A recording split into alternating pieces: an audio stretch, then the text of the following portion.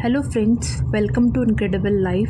आज हम Neville Goddard की रिवीजन टेक्निक पे बात करेंगे। ये लॉ ऑफ असम्पशन की एक बहुत ही पावरफुल टेक्निक है। अगर आपको लगता है कि आपने सब कुछ करके देख लिया पर अभी तक आप अपने पास्ट इवेंट्स की फीलिंग्स को हील नहीं कर पाए, अभी भी आपको आपके पास्ट इवेंट्स परेशान करते हैं, उनकी यादें परेशान करती हैं, आपके दिमाग में हमेशा वही बातें घूमती रहती हैं, उनको सोच के एंजाइटी आती है, आपकी मैनिफेस्टेशन पूरी नहीं हो रही बिकॉज आप उन्हीं चीजों में फंसे रहते हैं, आपको अफर्मेशन बोलने में फीलिंग नहीं आ रही है, आप अपने आप को अंदर से हील नहीं कर पा रहे हैं। तो ये टेक्निक आपको डेफिनेटली रिजल्ट देगी। ये बहुत ही पावरफुल टेक्निक है, आप इसको जरूर ट्राई कीजिए। तो आइए बात करते हैं इस टेक्निक को करना कैसे है।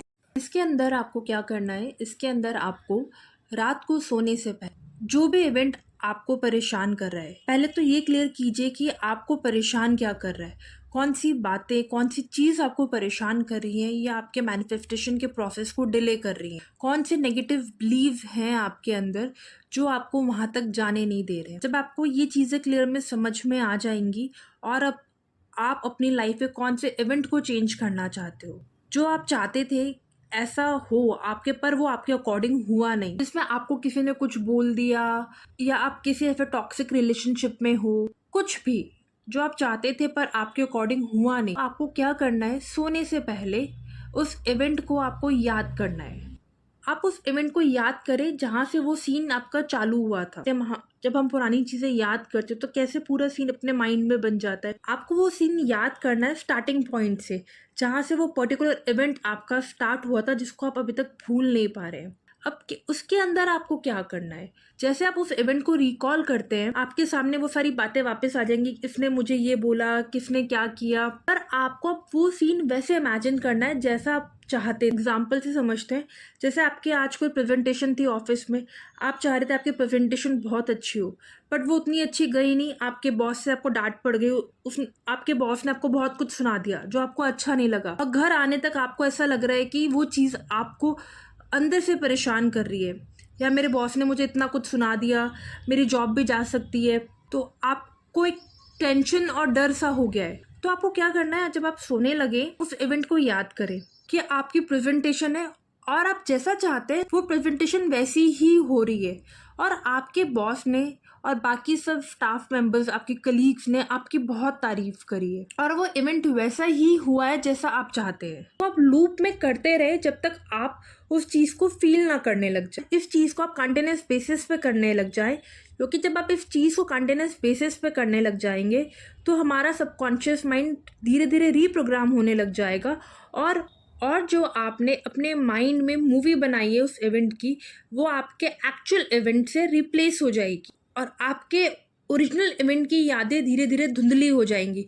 हमारा सबकॉन्शियस माइंड उसको धीरे धीरे इरेज करने लग जाएगा। और अगर दिन में कभी आपको कोई विचार आता है उस इवेंट से रिलेटेड जो एक्चुअल में आपके साथ हुआ था, आपको ये बोलना है, आपको ये अफर्म करना है, यार मेरे साथ तो ऐसा कभी हुआ ही नहीं, मेरी प्रेजेंटेशन तो बहुत अच्छी गई थी, पता नहीं मेरी सारी प्रेजेंटेशन इतनी अच्छी कैसे जा। तो आप धीरे धीरे नोटिस करोगे आपके माइंड के अंदर ये इमेज बन जाएगी और आपके सबकॉन्शियस माइंड को ऐसा लगेगा, नहीं ये जो बोल रहा है ये सही बोल रहा है, ऐसा कभी हुआ ही नहीं, ये इवेंट इतना इंपॉर्टेंट नहीं है। तो वो उसको धीरे धीरे इरेज करने लग जाएगा।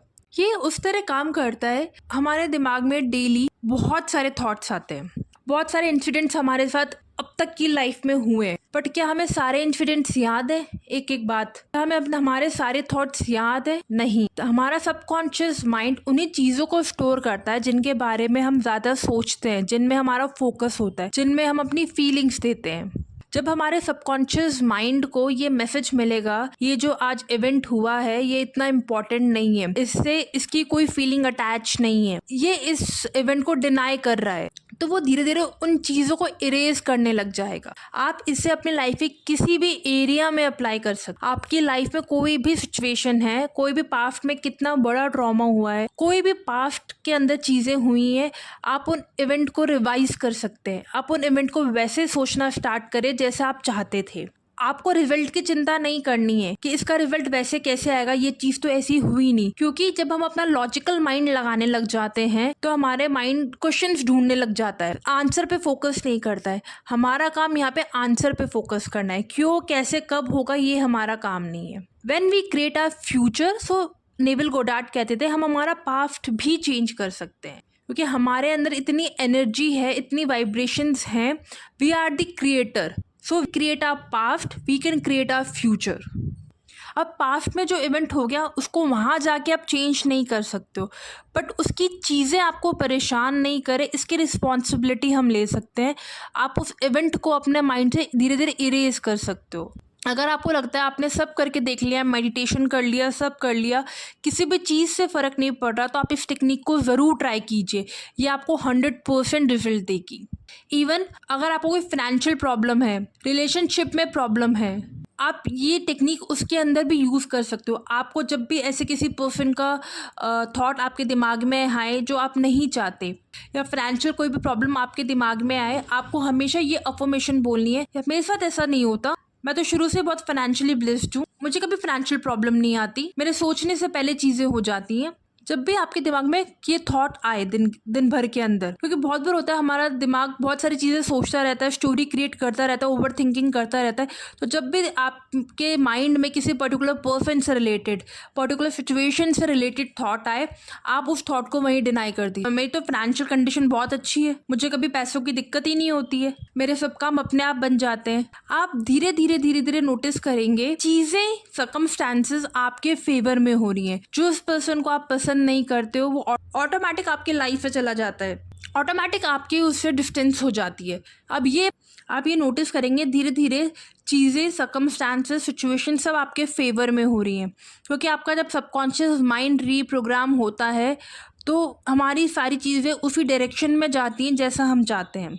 और जब आप एक ही चीज़ बार बार बोलने लगेंगे, स्टार्टिंग में चाहे आपको फीलिंग नहीं आ रही, बट जब आप एक ही चीज़ का बार रिपीटेशन करते हैं तो वो हमारे दिमाग में बैठ जाता है, कहीं ना कहीं वो हमारे सबकॉन्शियस माइंड में जगह बना लेता है। जब वो सबकॉन्शियस माइंड में जगह बना लेगा तो धीरे धीरे आप नोट करने लगेंगे कि आपको फीलिंग भी आने लग गई। सर ये बहुत सिंपल सी टेक्निक है, थ्रू आप अपने पास्ट नेगेटिव लिमिटिंग सबको चेंज करके अपने मैनिफेस्टेशन को जल्दी से जल्दी पूरा कर सकते हो। सो इस टेक्निक को ज़रूर ट्राई कीजिएगा। और भी ऐसे वीडियोस के लिए चैनल को लाइक, शेयर, सब्सक्राइब करें। Thank you.